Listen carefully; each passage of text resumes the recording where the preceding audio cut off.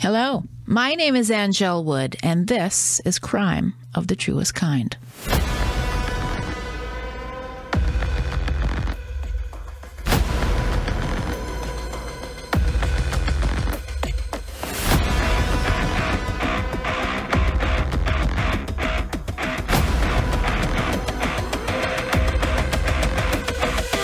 Hey, Murder Faces, how you doing? How you holding up?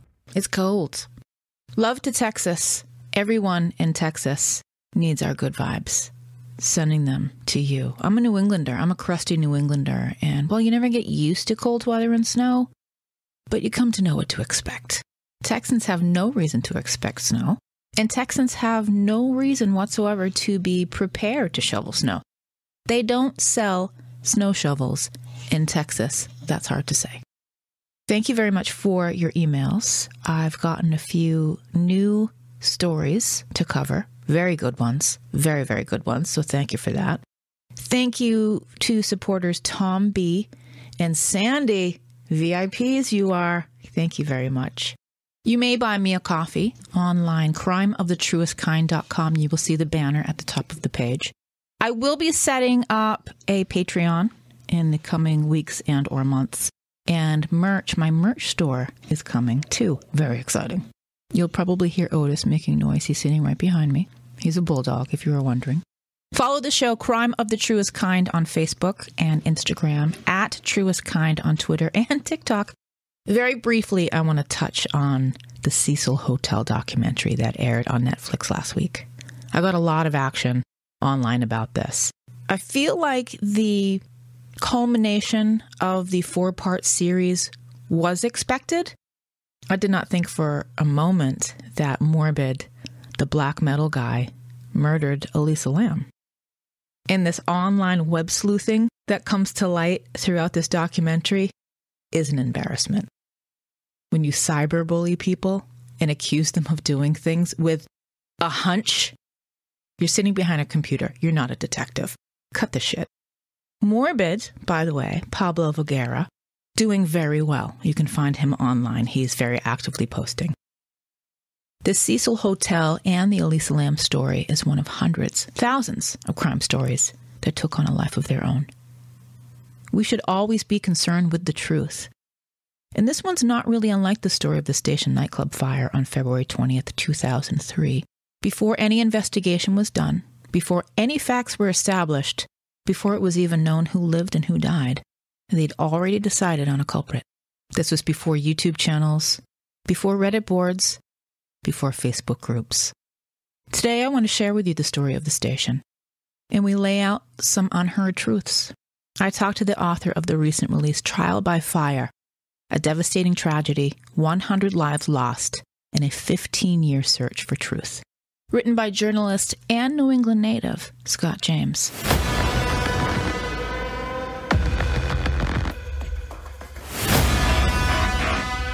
18 years ago, the very little town of West Warwick, Rhode Island, burst into the national spotlight. News crews from around the world were clamoring for a shot of the disaster that was playing out. It wasn't anything these people asked for. A small working-class town just shy of 30,000 residents at the last census. People who lived here lived pretty simple lives. Go to work, take care of your family, go blow off some steam at the local watering hole. Rhode Island is this little state in southern New England that separates Massachusetts from Connecticut, sort of. Massachusetts is the coolest. Connecticut, not the coolest. Simmer down, Connecticut. I'm only kind of kidding. Actor Viola Davis is from here. Charlie Day, Deborah Messing, H.P. Lovecraft is from Rhode Island. The Farrelly brothers, Jesse from Kill Switch Engage, Kristen Hirsch of Throwing Muses, the delightful Tanya Donnelly of Belly, and you cannot leave out the pride of North Providence, John Cafferty of the Beaver Brown Band. My friend used to babysit for his cousin in New Hampshire. She pierced my ears with ice and a needle in their living room. My friend, not his cousin. Good story, though. Other famous things from Rhode Island: Coffee Milk, Gagas, Quahogs, Family Guy, Buddy Cianci, Newport. A very beautiful place to visit in the summer. Historic mansions, cliff walks, Newport Folk and Jazz Fest at Fort Adams. and it's a beautiful drive down the coast. For all the shit Rhode Island gets for its tiny existence, it is a lovely place, and I recommend you see it for yourself. Rhode Island has definitely seen its share of disasters. There's hurricanes, floods, train wrecks, Kurt Schilling. The most infamous in recent memory is the fire at the station. Its effects reverberate across generations. Built in 1946, it was first a dining and dancing hall called Casey's. Then, over the next 5 decades, it changed hands often. But in 1991, the trouble really began when the property, sold to the neighborhood as a sports pub, actually became Cracker Jack's, a live music venue for late nights and loud rock. Seems like a great idea if you don't live next to it. Neighbors were very angry about this bait and switch, as one homeowner called it. 1993 saw a new owner and a new business, the filling station. Neighbors would file grievance after grievance to no avail. The noise problems in the neighborhood were endless. Fast forward to March 2000. Brothers Michael and Jeffrey Dedarian buy the club, and they rebrand it the Station. Michael was a private citizen, a successful financial advisor. Jeffrey, on the other hand, was a very public one. For several years, he'd worked in the Providence and Boston television news markets as a reporter. I remember Jeffrey Dedarian from watching him on Channel 7 News in Boston. He's the kind of reporter that you might see following a subject out of a court hearing or hollering questions at a press conference. The station would be the building's final incarnation, and the Dedarians, the last owners. In their desire to be seen as good neighbors, the brothers made visits to residents in the area around the venue. It was less likely about goodwill gesturing and more about appeasing the new police chief who was on a tear about the station. Their entertainment license was at risk if they did not work to resolve the noise issues. As new owners, they seemed to work diligently to find out what would absorb the sound. They hoped to find something that would please the neighbors and keep their license.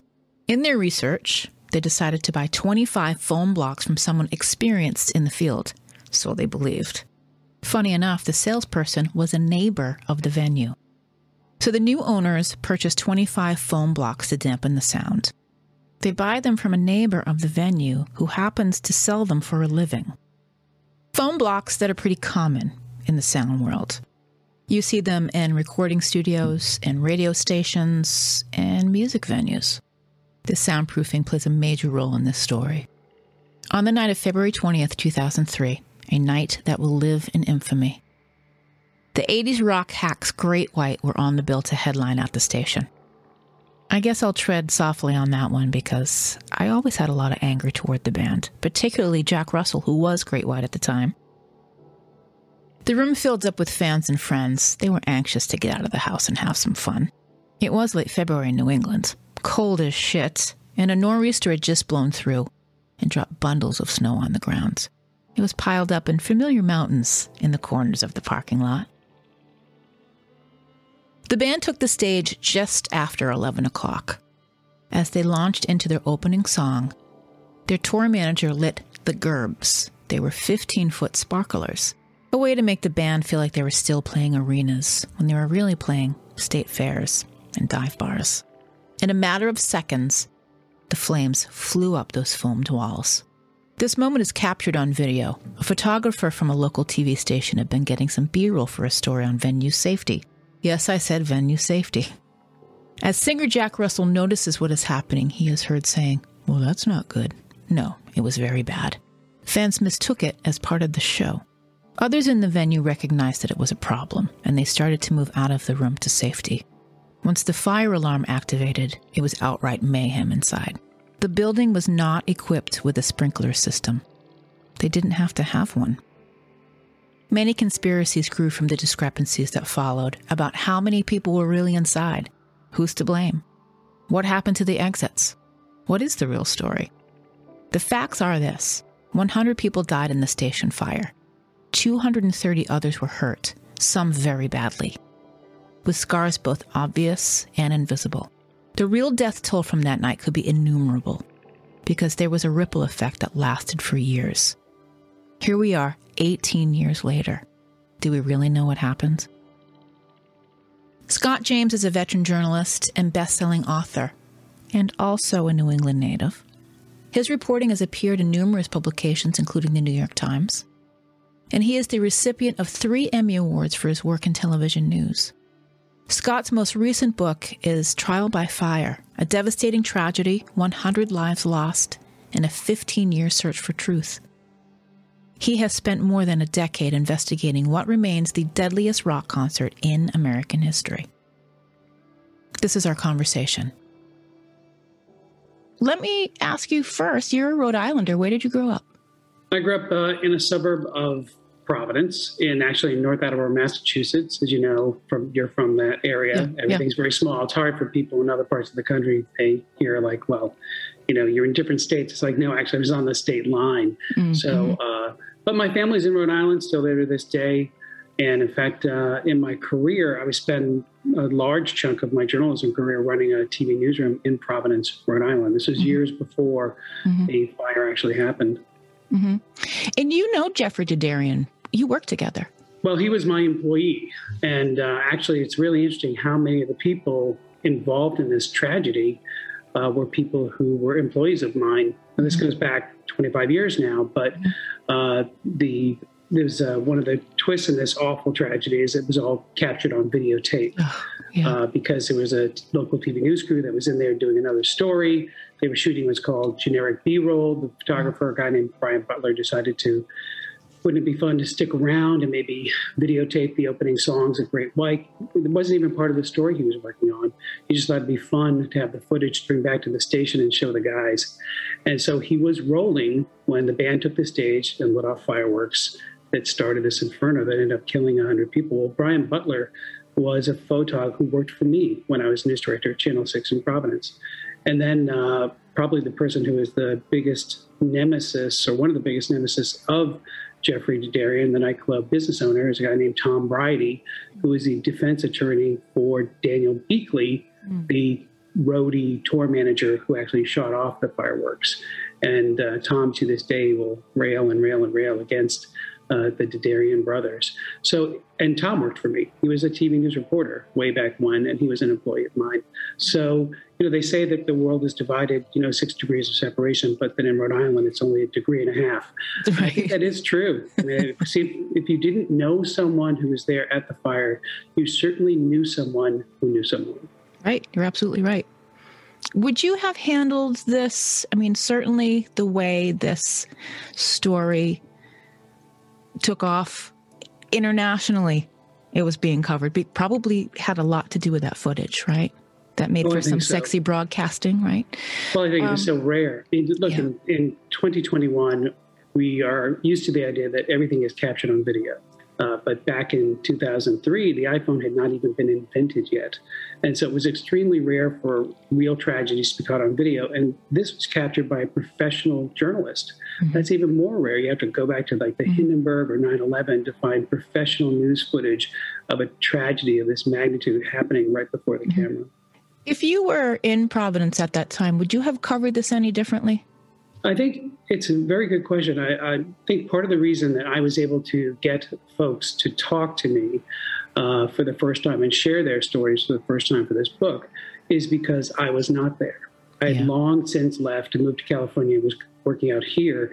And so when I came back, even though I had known people, and I thought this would give me an edge at least to ask if they'd speak, what I found was that people had not spoken at all to a journalist since that time for a variety of reasons. But part of it was they felt there was incredible media bias against them, that the media was on a search for, instead of facts and truth, they were on a search for villains and blame and fall guys. And so there was a great deal of resentment against the media. But I do ask myself this, Anngelle, I do think if I had been part of that media scrum, would I have acted just the same way as everyone else? And I don't know the answer to that, but I was a very aggressive journalist back then. And so I would have treated all the parties very aggressively. I think some of the disappointments, and looking back at the media coverage now through my lens where I have command of all the facts, is how many mistakes were made, really basic mistakes in the reporting. And I know it's easy for me to criticize now that it was mayhem then and there was a lot going on. And this is what happens in the fog of war. Mistakes are made. Yeah. But some of them are really very basic. I mean, one of the things that it's brought up about the nightclub was that, they were having fireworks every night. That it's happening every day. But the problem with that theory, and it just seems to be common sense. I don't understand why people didn't apply common sense to their journalism, is that, the reason this inferno happened was because the nightclub walls were covered with this highly flammable foam. Well, it's not only highly flammable on Thursdays in February, it was highly flammable for 3 years. Right. So had there been fireworks like this any time in those 3 years, the place would have gone up like a torch. That foam was the equivalent of 13 gallons of gasoline. Incredible. And so if a flame had touched it before, the place would have gone up before. So it was really kind of irresponsible to be reporting, and it was reported, that this type of activity happened every single night at that club. That is simply not scientifically rational. Right. And yet those are the type of things that people reported. Right. We've come to learn all these years later that the room was over capacity. There were no sprinklers. There's a debate about that. Well, really? There's no debate about the sprinklers. That is, one of the great failings of this. I mean, before we get to the fireworks, before we get to the show, we get to the fact that this building was a death trap. Mm-hmm. There were no sprinklers in a place that hosts hundreds of people. They call this grandfathering, and it's not just a New England thing. It's basically that, your building abides somewhat by the codes that apply to it when it was built. Mm-hmm. And so even though we have more modern codes now, they don't go and apply them retroactively, or they didn't, I should say. And so that was the case with the Station Nightclub building. It had no sprinklers. Sprinklers are a technology that dates back to the 1800s. This is not new stuff. We do know that, they consider this to be the perfect storm of fires, that a lot of things went wrong simultaneously, but that's a big one. Had the building had sprinklers, everyone would have lived. And we certainly know this. It's not just a theory, because just a few days before this fire, there was a very similar situation at a club in Minneapolis. Band set off fireworks inside a club, caught flammable foam. The place went up like a torch, but that building had sprinklers. The fire was put out immediately, and everyone survived. So not having sprinklers is a really terrible mistake, and that is systemic. That's the government. Mm-hmm. That's not just a couple of dudes or a tour manager to point the finger at. That's the codes that were in place. So you also had an inspection system that was supposed to check to make sure that buildings are safe. Just weeks before fire, this was given an A-OK, inspection. So it was a safe building. Well, it wasn't a safe building. Mm-hmm. So now we've got two systemic institutional failures that happen before we even get to that night that puts these people in danger. The capacity question is one that I dig into quite a lot. In fact, I have a whole chapter devoted to it, because there are many conflicting stories about that. And some of it only became public many, many years after all the legal cases played out, when secret grand jury testimony was made public. And so in that, you have a lot of different perspectives on this. One of the most interesting is one of the band members, who is almost like a savant when it came to estimating clubs size of an audience at a club. And I don't know if this is because bands get a cut of the door or whatever, but this guy could tell you, like, at a particular gig, how many people were in the room just by looking at the room. And he was always right. Wow. He's the very first person to testify at the grand jury. And they asked him, how many people do you think were in the room? And he said somewhere in the 300s. So that would be under capacity. Well, the legal capacity of the place was 404 for the audience. Mm-hmm. This is another thing that's crucial to keep in mind about capacity. The capacity only applies to the public parts of the club. So anyone who is behind the scenes, on the stage, in the green room, behind the bar, in the back offices, in the kitchen, they're not counted in that legal capacity. The 404 applies to the public areas of the club. So legally, the place was probably under capacity. Mm-hmm. But we still have a situation where there's far too many people to get out safely when the fire started. And we know this because 100 are dead and hundreds are hurt. So this reality versus what might be legal. So legal capacity is a big question. It's something I unpack quite a bit. Look, there was a clicker. There was a woman who had a clicker to the head count. People checked the clicker, and in the grand jury testimony, sworn testimony, they say the number they saw on the clicker. It was in the 300s. It was not over 400. Mm-hmm. And so you have that, but the media didn't know any of that at the time. That would not come out until many, many, many years later. And there was a local newspaper that wrote a big front page investigation where they put the capacity at 412. And so they pronounced that it was illegal over capacity, when I think there's some doubts about their journalism. Yeah. First of all, they didn't understand the difference between the public parts of the club and the private. So they count like somehow 30 people who were behind the scenes. They count them in the 412 when they shouldn't. They weren't in part of the 404 space. But beyond that, I mean, I found people who they said they had interviewed and confirmed are there who demonstrably were not inside the club when the fire started. One particularly colorful case was a guy who was a freelancer journalist running to the scene of the fire. He is seen on YouTube running to the club as it is burning, and he is counted officially, and the newspapers counted somebody that they interviewed and confirmed was inside the club when the fire started. So there's things like that. Yeah. People who are survivors have very, very strong opinions about this. They look at the list of names of people who claim they were there that night, and they will look at, and they will point and they'll say, liar, that person wasn't there, that person's making it up. Some people who were not inside the club when the fire started ended up getting very big settlements and money. And so this is a point of great controversy among the people who were lives were impacted by this, but also in just understanding the criminal case against the defendants. This question about capacity is a really big one.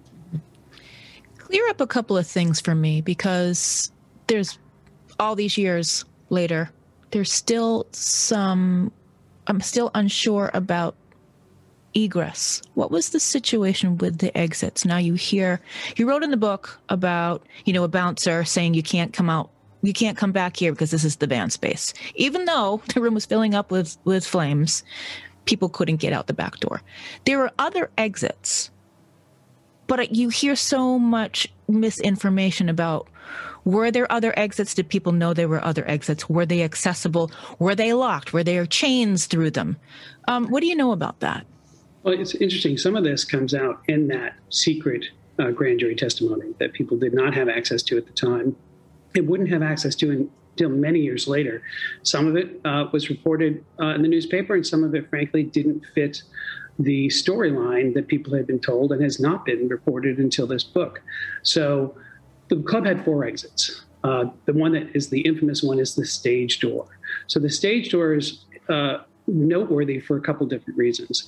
Number one, this is the door that had to remain closed during shows, not because it was for VIPs only, which has become part of the lore that's been spun. It had to remain closed because it kept the sound in the club. Yeah. Right. The nightclub business owners, these two brothers, Michael and Jeffrey Judarian, bought the club in 2000, and then they were immediately approached by the local police chief, who said, look, if you don't do something about the sound complaints, we're going to not give you a license. Right. Yeah. So it's an existential threat to deal with the sound. That's right. So during live performances, they had someone stationed at that door whose job it was to make sure that the door stayed shut.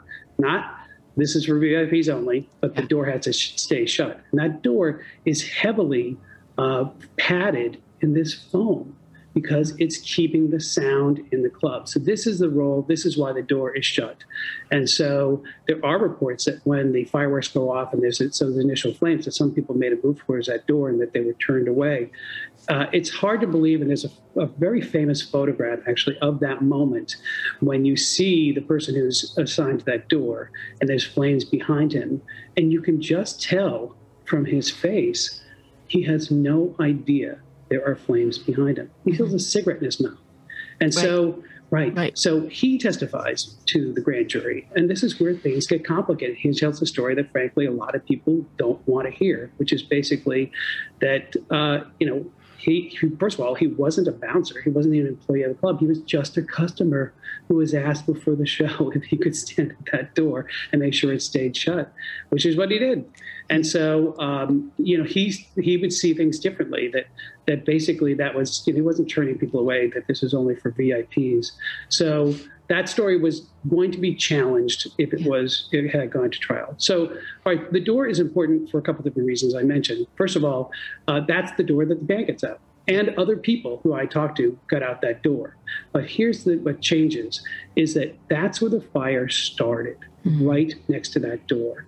And so the temperature of that fire, when it's fueled by this highly flammable foam, gets to more than 1,000 degrees in a matter of seconds. And so that door, even though it is wide open, and you can see this on the video, people can't get out of it because you can't get past that flame. So there's exit. Of the 4 exits, that one is out of commission almost immediately. There's another exit through the kitchen. And so this is something we learned in the secret grand jury testimony, is that before the nightclub business owners bought the business, there had been an inspection, and the West Warwick fire inspector said that was not a legal exit through the kitchen, that under state code, you couldn't have an exit through a kitchen. Maybe they're worried about people slipping on the floor or whatever. So he took down all of the exit signs that showed that that's where they get out. And when the fire happens, people are employees of the club. They know that there's an exit there. In fact, many of them leave that way and end up surviving because of that exit. Then there were 2 left. So each of these exits, these 4 exits, by the way, are wide enough, the doors are wide enough to be rated that they can get 150 people out per minute, safely evacuate. Well, now 2 of them are gone. So now you're down to So some people know the exit that's go to the parking lot, which is near the bar. And then there's the last remaining exit, which is the way you came in. So the entrance is naturally an exit. Yeah. And in our minds, usually what people do, right? They gravitate back to what they knew. I'm going to go what I know, which is that's how I get in, that's how I get out. The problem is now you have hundreds of people trying to get out this one door, and it creates this incredible stampede and a backup and eventually a door jam. And it's terrible to say this, but you literally have people who are piled up in the doorway, and behind them are people who can't get out. And most of the people who perished in this fire, their remains are found at that door.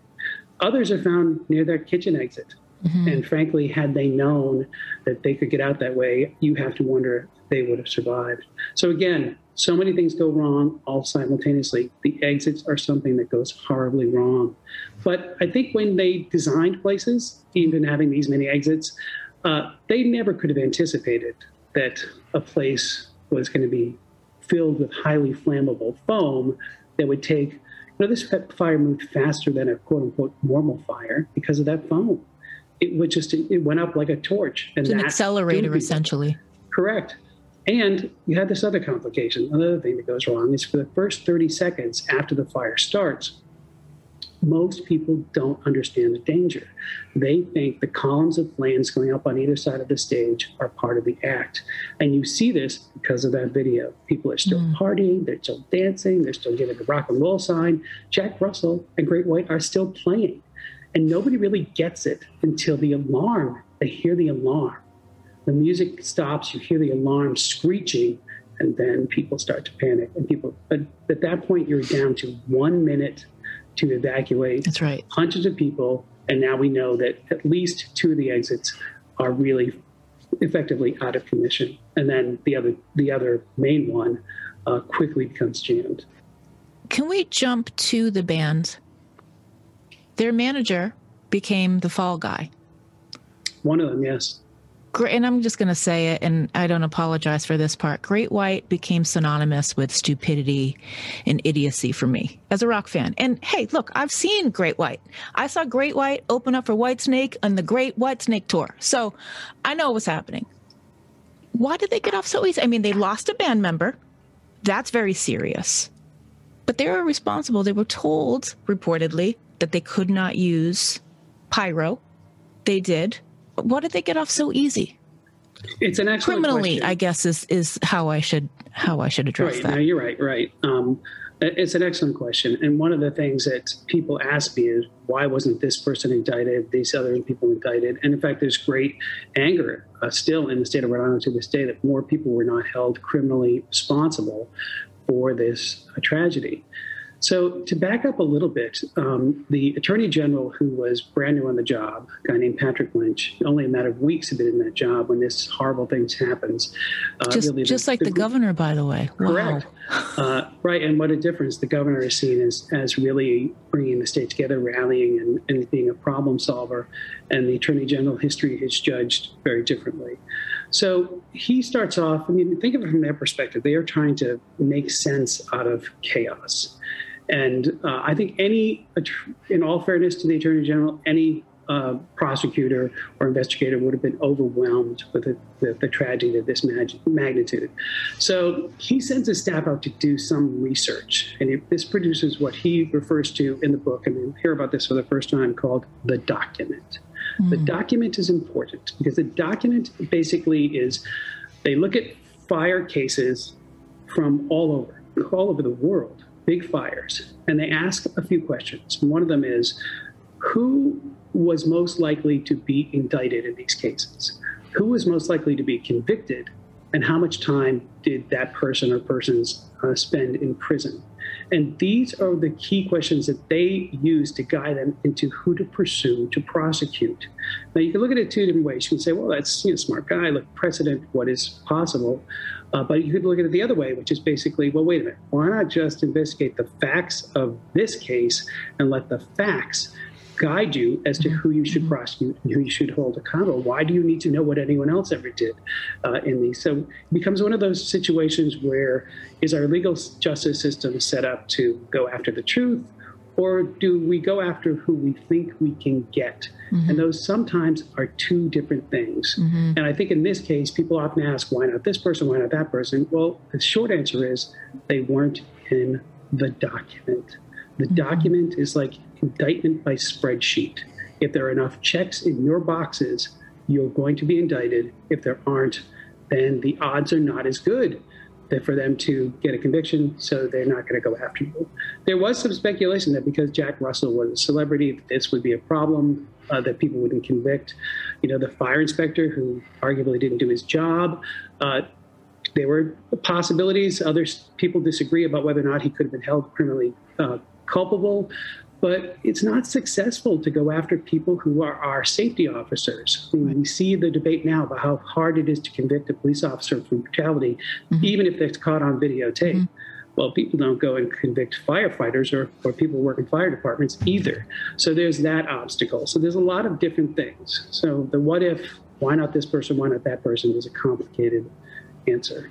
The very first night, the Dedarians were very open. I know Michael Dedarian was away and he flew back, and Jeffrey was working that night. At first, they were willing to talk because they felt like they had nothing to hide. But local authorities immediately moved to blaming, like that night, the night of the fire, zero investigation done. Families are still trying to sort out what's happened, let alone figure out if their loved one is coming home or not. Local authorities had already decided that the Dedarians, who were like days or weeks away from selling, so unfortunate, they were days or weeks away from selling the station and getting out from under that burden. Because, spoiler, rock clubs don't make a lot of money. They were vilified right out of the gate. Correct. How did that happen, and why did that happen? Well, this is one of the mysteries of the book, of the tragedy, that I try to clear up in the book.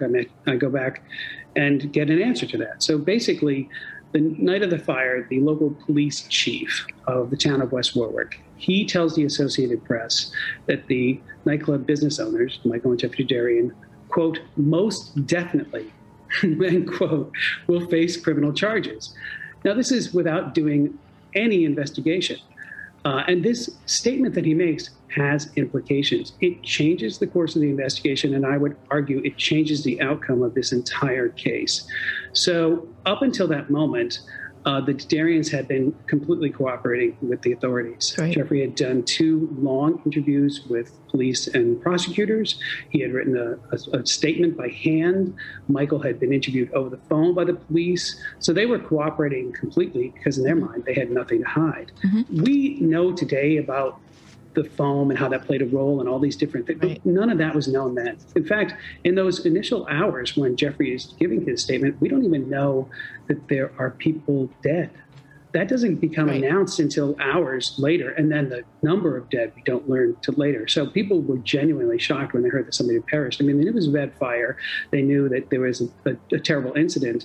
But anyone who tells you that they knew that the gravity of the situation as it was happening is simply not telling you the truth. It evolved over time. So in these hours afterwards, when we don't know that there were even people who have perished, they've started this investigation, and the statement is made by the police chief. So this has a domino effect because after it becomes known that he has said this and it gets carried all over the world, including on Fox News, the Didarians, who have an attorney, who, by the way, was working on the sale of the club, contacts them and says, okay, you're not talking to the police or prosecutors anymore. And they're like, well, why not? We have nothing to hide. And she's like, you don't understand. They've already decided you're guilty. Mm-hmm. And there were little hints of it for Jeffrey. When he was giving his statement to police, they asked him to omit that he had had an off-duty police officer stationed inside the club that they'd hired for the night for safety purposes. They actually suggested to him that he should leave that out of his statement, which later he would realize that was kind of a funky thing to say. So it seemed like decisions had already been made that they were guilty in this case. So, all right, so now we go years later. The book is called a 15-year search for the truth, because at about the 15-year mark after the fire is when it all kind of comes together for me. It's where the timeline of the story ends, because I finally get to the police chief and I ask him, how did you know? And of course I put it in a way like, how did you know before anyone else that these guys were the ones who were guilty? And he just basically said, well, it's just common sense. They were the license holders of the business, so therefore they had to be guilty. So that just confirms that no investigation was done. It wasn't based on any facts or any knowledge. It was just based on this idea that if you're a license holder, the operator of a business, then you were guilty. Now, people tend to forget that the Didarian brothers didn't actually own the building. They were renters. Mm-hmm. So if you follow the police chief's reasoning, then the Port Authority of the state of New York should have been the ones criminally prosecuted for 9/11 because they were the license holders. They were the renters of the World Trade Center. That's right. So forget bombers, explosions, anything like that. If you're the license holder of the business that's operating, then you are the one who's automatically guilty. So, but this has a domino effect. The Darians stopped talking to prosecutors. Then they want to take their case public. Their lawyer is definitely against this idea of trying this case in the public. Right. But they do a press conference. Jeffrey tries to explain what they know. He can barely make it through a statement. He's incredibly traumatized by this, as is every single person who was there that night. He has a complete breakdown in front of the cameras, cries the entire time he tries to speak. And then later, the media basically seemed to turn on them. That press conference was seen as not sincere, even though they apologized for what happened. It was seen as crocodile tears, and then 2 months to the day after the fire, the local newspaper decides to run an investigation. And the investigation basically looks into the background of the Didarian brothers, the nightclub business owners. Is this the legacy of death? Yes, they do an article called Legacy of Death. It's a screaming 6-column headline, front page headline, where they determine that the brothers have a legacy of death. And you have to follow the reasoning here. So the Didarians are of Armenian heritage. And so that's checkbox number 1 in their legacy of death. They come from a group of people who were the victims of a horrible genocide around the time of World War I. So there's part 1 of the legacy of death that they bring to the table. Then when they were children, their mother died. So that's part 2 of the legacy of death. And then, of course, you get to the nightclub fire. And so the implication here is that this legacy of death, that the death follows these people. They are the angels of death wherever they go. And there was a shooting as well in there. Right, there was a shooting. The dad got shot but survived. The dad got shot. They ran a grocery store and the dad got shot. So after they see this legacy of death investigation by the Providence Journal, Wow. they decide that day they will never, ever speak to a journalist again. Mm-hmm. And so I come into the picture many, many years later, and I had, Jeffrey was an employee of mine, so I knew him, and I thought, well, let's see, I did not understand how much hatred they had for the news media until I entered the picture, and then they're like, no, we're not talking to you, we're not talking to anyone. It took me years to persuade them to speak, and then it took years, frankly, to get them to drop their guard enough to tell me things that were important for this book, to really get inside their heads and to be able to tell this story. There was a lot of earning of trust that had to happen before they could talk. How did the families feel? Which families? Did the families blame Great White? Do the families blame the Dedarians? Where does that lie? It's one of the things that was an incredible discovery for me in working on this is how there were all these dividing lines between the different groups of victims in this case. And it's hard to understand, and I explore this in the book, and I hope but it was shocking to me, and I think it's shocking to readers. So after the fire, the victims kind of divide up. Yeah. So there are the families of the people who perished, the victims' families, and then there are the survivors. Some of them are horribly burned and suffer. Some of them lost friends and loved ones in the fire. Well, the families of the victims who perished hate the survivors. So there's this theory that goes around that you're alive and my loved one is dead because you stepped on my loved one to save your own life. Now, none of this is true. The facts don't add up to prove anything like that, but people say things like this. But this dissension between the levels of victims causes all sorts of behind-the-scenes strife and frankly divides these people up in a way that I think was ultimately harmful to them in getting what they needed for their ability to speak as one voice. Right. Look, and even in the survivors, there's divisions between those who are physically burned and those who are mentally injured. The mental trauma that people suffered plays out in a ripple effect that's just devastating for this community. And in my view, people did not get the mental health care that they needed. As a result, there were possible suicides or suicides that have been attributed to this and other problems. So drug problems, lots of drug problems. And we talk about that in the book. So, yeah, I mean, it's really complicated when you say, what do the families of the victims think? It's like, well, you have to say, well, which ones? Because they're very different. But, it's interesting. People have been told a certain line about this case and about this disaster. And they've been told a certain telling of it from the government perspective and backed up by how the news media covered it at the time. And so it is not welcome in some circles to say, well, there were other facts for you to consider. So my job as a journalist is to lay out all the facts after all of these years and to say, look, here's what we know. Here's what these people say. Here's what these people say. You need to decide yourself what you believe.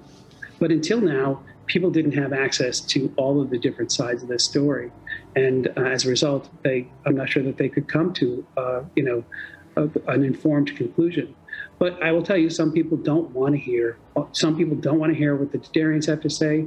Brian Butler, the photographer who shot that infamous video, he also became a villain in the aftermath of this. People actually said, you filmed while people died. Like the story was more important to you than people living. Well, that's not true.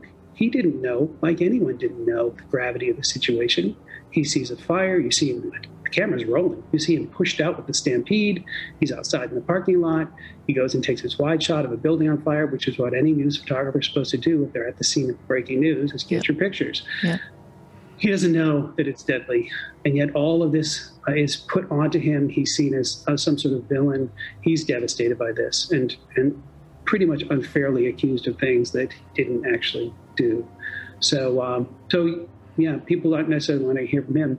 And then there's a twist in the book where I hear from Matt Lauer, and he agreed to be interviewed. I know he agreed to be interviewed by me after the scandal at the Today Show. In fact, I might have been his first on-the-record interview after he was fired by NBC, because he makes a cameo appearance in this tragedy that is unexpected and interesting.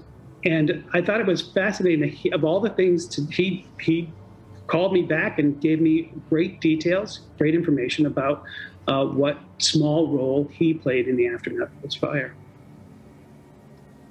So we have 100 casualties directly related to the fire.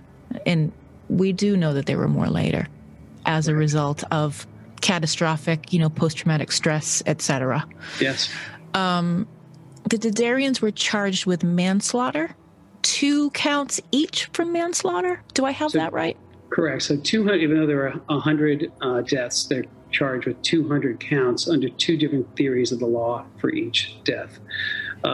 People in the state feel that justice wasn't served, and part of that is because there was no mechanism in Rhode Island law for charging anyone for the injuries that people suffered. So you have charges related to the 100 deaths, but there are no charges allowed when it comes to those who were hurt. So you've got people who are injured to the point where they're given last rites, but somehow survive. Mm-hmm. And then they're told by the Attorney General's office, well, there's never going to be justice for you. No one will ever be held accountable criminally for the harm that you suffered. Mm-hmm. And this is a problem to this day that people have a tough time getting their head around. But I will say Rhode Island law at the time was not the only one that had this issue. There are some states where, because of the way laws were written with regard to things like fires, there might not have been any charges even for the deaths. I mean, that is a real legal quagmire. This is complicated legal stuff. And so it's not unusual, and it's not just in Rhode Island or something that could happen. Mm-hmm. And the band manager, we know, served a couple years. But many of the victims' families actually had a little bit of sympathy for him. Did you find that? How did you find that? Did you find that odd? Did you find that refreshing? How did you find that? Well, I think that Daniel Beakley is seen as some sort of fall guy for larger problems. And we do explore in the book that there are certainly larger issues here for us to be talking about. And we come back to that later about the legacy of this and why I think it's important that we not forget this case and how we're still suffering from the aftermath of it. But Daniel Beakley is seen as kind of the patsy. Mm-hmm. That he took the fall for other people. I mean, it's not Daniel Beakley who decides that they're doing pyrotechnics at their shows. This is a decision made by someone else. We're going to jazz things up. It's really important to note that Great White did not do pyrotechnics as part of its show until this particular tour. In fact, they had performed at the station in 2000, just shortly after the Dedarian brothers had purchased the nightclub business, and they did no pyrotechnics. And so there's a good question there about, is Dan Beakley really the mastermind of the pyrotechnics, or is he just a person whose job it is to execute it? Look, he made terrible mistakes. He made a terrible decision. These gerbs that he set off are 15 by 15, which means they go 15 feet into the air for 15 seconds. This is a nightclub that had 12-foot ceilings. One of the things that comes out in the book, which was not publicized at the time, was there was a lot of paper trail, a lot of warnings to Daniel Beakley ahead of time that these were dangerous things he was doing. Hey, look, he broke the law. It's against Rhode Island law to have them. It was against Rhode Island law to bring them into the state. So he did all those things, and he did something stupid. But look, there was a checklist by the company that sold him these, and they said, look, if you're going to do these in this show, you're going to one-man band it like you're intending to. Here's 10 things you need to do to make sure that it's safe. And 2 that are really important was do a test. Hours before anyone shows up, go to the venue, test everything, do a dry run. And that way you'll see if these sparks are going to be hitting anything flammable or if they're going to fall in some place where you don't want them to. Do a test. We didn't do a test. During the show, have on either side of the stage, people have it holding fire extinguishers who will be at the ready to jump in case something goes wrong and something catches on fire. Well, they didn't do that either. There was a whole other list of things they did. He didn't do those. So, people want to make him out to seem innocent. I wouldn't go that far. But in fairness to Daniel Beakley, there's no way he could have known that club was covered in highly flammable foam, that when these sparks hit it, the place would instantly become an inferno. That's not something you would anticipate as a roadie tour manager guy. So In fairness to him, of course, he never intended for anyone to die. Neither did Jack Russell. Neither did neither did anyone. Mm-hmm. So, an intent has a lot to do with the law. Daniel Beakley is seen somewhat as a folk hero by some because he pled guilty. Well, he was guilty. Mm-hmm. And this guy, Tom Bridey, who used to work for me as a reporter, who becomes Daniel Beakley's attorney, comes up with a plea deal that is kind of incredible. He will serve about 18 months behind bars for killing 100 people. Ugh. So this is a deal that really makes people angry. I mean, they are just there's a testimony that people before Daniel Beakley is sentenced where people are allowed to testify about their loved ones. It was carried live on television. I watched it on CNN out in California. It was blood-curdling what people had to say. They were so outraged, one after another after another. So after this happens, there's a great feeling of rage. And it's all directed at the Darians because they are the only ones who are going to be held criminally accountable. And there's great pressure that, okay, this is our last chance for justice. We've got to convict those guys because basically Daniel Beakley got away with 18 months for killing 100 people. So it's complicated how people feel about him. He also did something to rehabilitate his image, which was interesting, is he hand wrote a letter to each of the victims' families expressing remorse. And he appeared to have used, information from obituaries that were in the paper. So it wasn't just, I'm going to talk about this person. I'm going to say that they were a big Red Sox fan or something like that, some personal thing. Some families were offended by this. Some families ripped it up, never read it. Mm-hmm. But word got out. Certainly someone made sure that word got out that he had done this. And this softened his image in the public as somebody who was genuinely remorseful for what happened, and there's no reason to think he wouldn't be. How long did you work on this story, start to finish? I started about 10 years ago, was when I made my initial inquiries with the brothers about whether they'd be interested in talking. Also, at that point, I dove into the archives. Mm-hmm. I would go to libraries. One of the things that's interesting about this case is that 2003 is also an odd time for accessing old media. Mm. So these days, you can go to your TV station, you can find old stories. You can't find that from 2003. Newspaper archives, some of them electronically are good, some are not. Yeah. The main newspaper there, called the Province Journal, there was a lot of stuff that was missing from their electronic archives. So I would plant myself for days and days at a time, looking at microfilm, just reading the newspaper as people read it at the time. Mm-hmm. The circulation of the newspaper at that point was omnipresent. Everyone read the Province Journal. It was the driver of all news media coverage in that part of southern New England.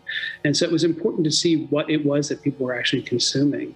And from that was things that, frankly, that were missing from the electronic archives that, were important, mistakes that were made that would have been fixed electronically, that, you can't get rid of them so easily when it's a photo of the actual newspaper. Right. For example, that story we talked about, Legacy of Death, does not exist in the electronic archives of the Province Journal. So interesting, isn't that? Right.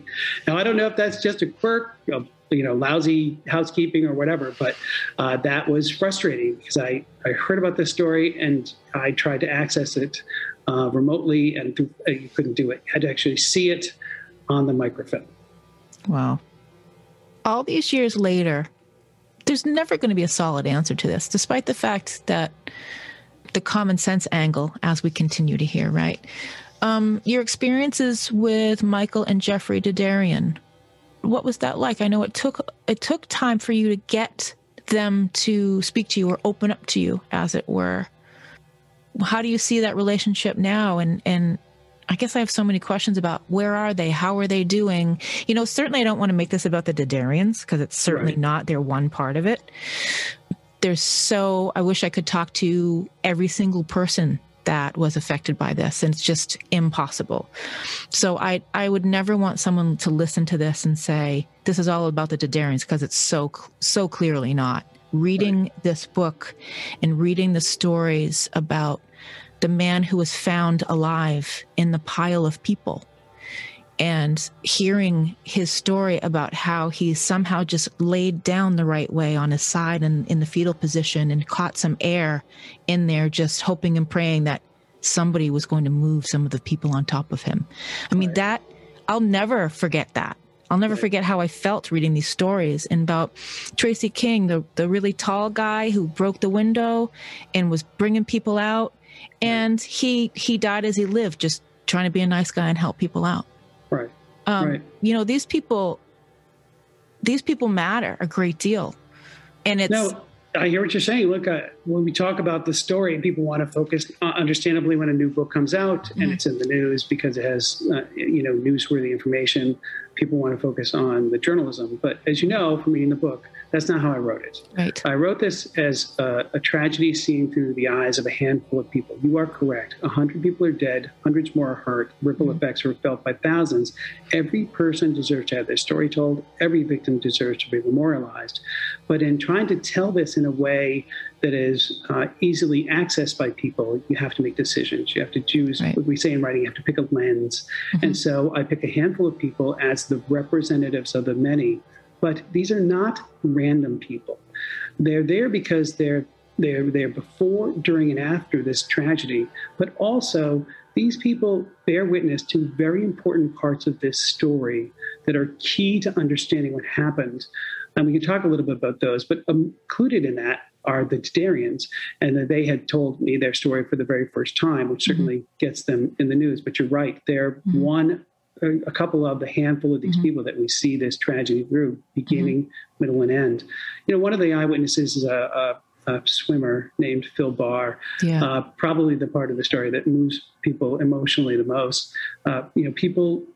Emotional buttons are pushed when we hear about horror and tragedy, but they're really pushed when you hear about triumph and people overcoming odds. And Phil is one of those people. People kept disregarding him, like, you're not so bad off. You're not so bad off. No, he almost died because and he was pretty bad off. Yeah, he was on the cusp of death, and they're like, yeah, we've got more important people than you to deal with, or people who appear to be more gravely injured. But look, Phil goes on to be part of these funds. One of the tragedies within this tragedy is that in the aftermath of the fire, people did not get the help they needed. Yeah. And so eventually a grassroots effort comes up, really kind of an amazing thing called the Station Family Fund, where it's basically survivors raising money for other survivors. And when I mean raising money, they're helping you pay your rent, your cable bill, your car payment, really grassroots stuff. Modest amounts of money that are raised for these people. And it's desperate because they're not getting the help from government and charities that they need. You know, this is not a group of people like, rock and rollers with tattoos are not the same thing as kids with cancer and an Alzheimer's walk and things like that. Right. So, so they don't get the outpouring of support from traditional charities. People get faulted for people get faulted for going out to a show and having a good time. Correct. So people step up, and Phil is among those of the survivors, the really injured survivors, who steps up to help other survivors. So he is in the room when they're offered the deal with the devil. And the deal with the devil is that, they need money. They desperately need money for these victims. And in comes a representative of Jack Russell and Great White and says, you want some money? We'll give you some money. We'll do a little concert tour to benefit the victims. So they must decide that, is it more important for them to get this money to help people who are desperately in need of help, or is it more important to say, we will never accept money from the person who caused all this pain and suffering? So Phil is not incidental. Phil is there at these crucial moments, not just the fire, but in the aftermath. We wouldn't be in that room and know these things if not for these people willing to talk after all these years and share that type of intimate first-person view of events. I'll never, ever like Great White ever again. I never want to hear them. That could just seem really, immature on my part, but maybe. I just think that it was idiocy to the max what happened, and it ruined so many lives.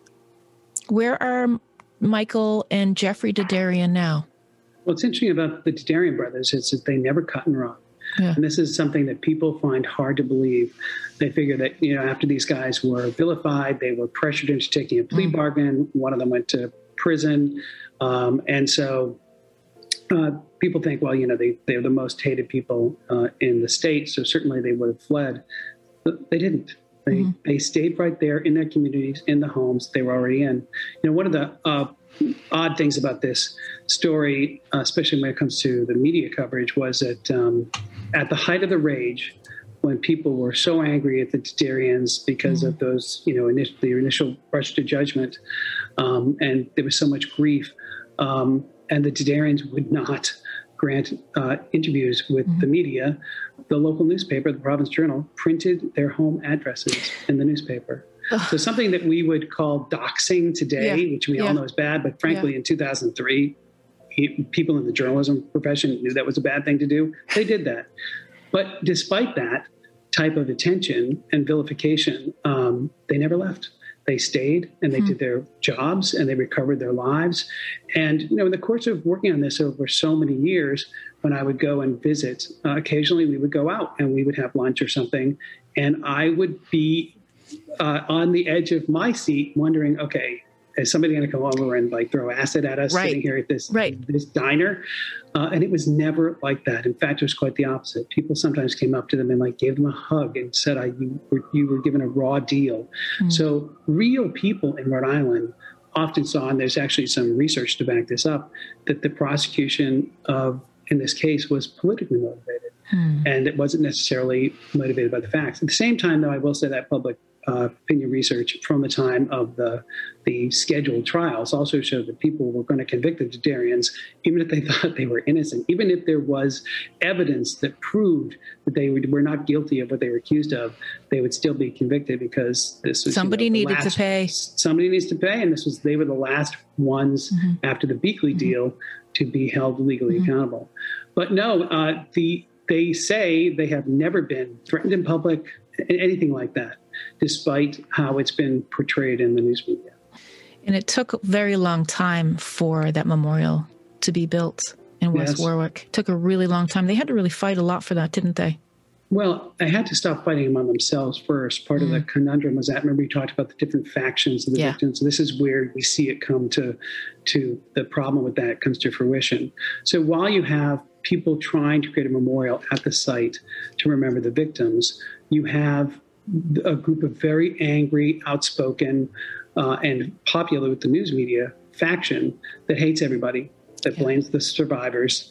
And among the people they blame is the person who owned the property. Remember, the Dedarians were renters. Somebody actually else owned the building. Right. And so while one part is trying to get the guy to donate the land for memorial, these other people are out publicly calling for him to be charged with murder, to face the death penalty, threatening his family, on and on and on and on. And so he doesn't, it's hard, I think, probably for him to want to deal with these people. But then one of the main characters, one of the main subjects of the book, Gina Russo, who is a survivor of the fire. Incredible story. She makes it happen. People trust Gina, and Gina steps in, and she gets to the owner. She cuts the deal to make it all come together, and then she goes and raises the money, millions, a couple $1 million in either direct donations or in-kind donations. People donated the pavement for the parking lot. She gets this memorial done. She's a force of nature, and so.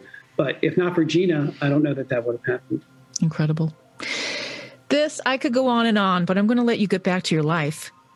Trial by Fire. It is, as a New Englander, you don't have to be a New Englander to enjoy this book and find it interesting, by the way. But this is a story that's really close to my heart. Thank you for digging in and answering questions for people, and I will finish it, promise. Matt Lauer, huh? That's a whole nother story, isn't it? It is a whole other story. Well, I really appreciate you talking to me. Anngelle, thank you for having me on. You have a great show. I appreciate you having me on as a guest. This weekend is the 18th anniversary of the station nightclub fire. I'd like to think that we've learned something all these years later. Club safety, for one, has improved in the wake of the fire. but I don't think we've learned very much about jumping to conclusions. The name of Scott's book is Trial by Fire, a Devastating Tragedy, 100 Lives Lost, and a 15-year search for the truth. The book is available everywhere books are found, Amazon.com, Barnes & Noble, etc. Online, ScottJamesWriter.com. Follow him online, Scott James Writer on Facebook and Instagram, Scott James on Twitter. Next episode, I talk to a survivor of the station nightclub fire and someone who can speak to the impact that the fire had on the community. Thank you for listening. Please subscribe to the show, rate, and review. We are definitely growing, so let's keep that forward momentum. At Crime of the Truest Kinds online. And available everywhere you get your crime stories, including Apple Podcasts, Google Podcasts, Spotify, iHeartRadio, Amazon, Pandora, Deezer, Stitcher, Podchaser, TuneIn. You get it. And I leave you with this. Lock your goddamn doors.